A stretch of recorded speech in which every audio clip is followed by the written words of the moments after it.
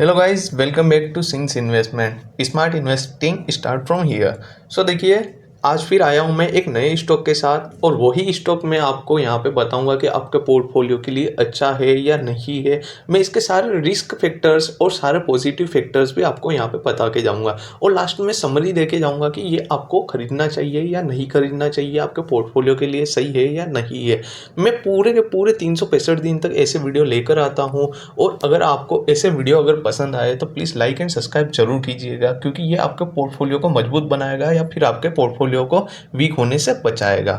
तो दोस्तों, बात करते हैं आज सबसे भरोसेमंद ब्रांड जो कि इंडिया में सबसे टॉप नंबर पर आता है, टाटा ब्रांड के अंडर एक कंपनी की जिसका नाम है टाटा पावर। भारत की सबसे बड़ी इंटीग्रेटेड पावर कंपनियों में से एक।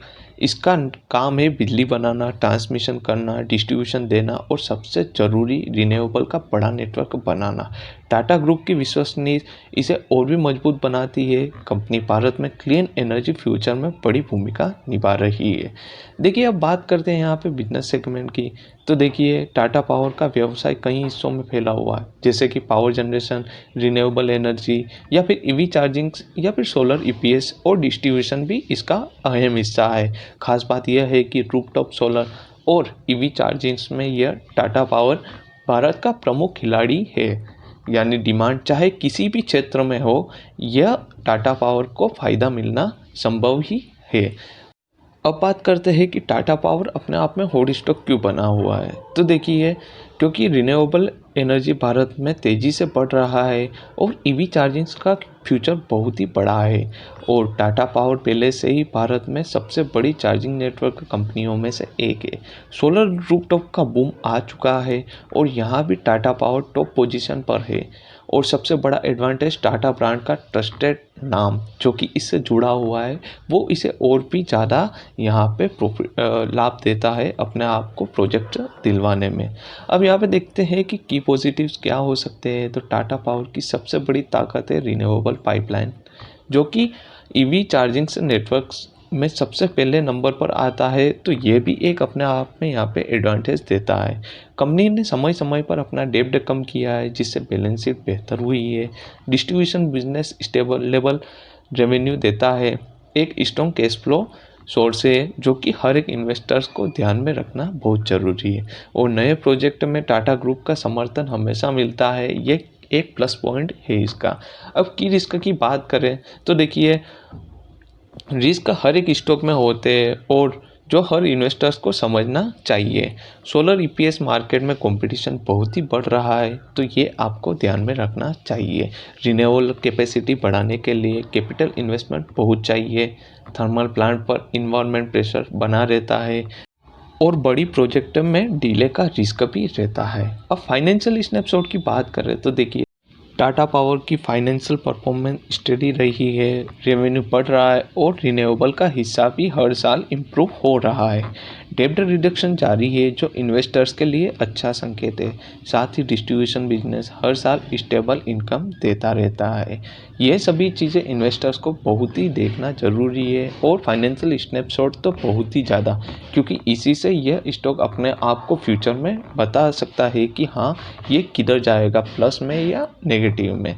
अब बात करते हैं यहाँ पे ग्रोथ ट्रिगर्स की। तो देखिए, अगले 5 साल तक टाटा पावर के लिए गोल्डन पीरियड हो सकता है। इंडिया का 2030 तक 500 गीगावाट रिन्यूएबल टारगेट है।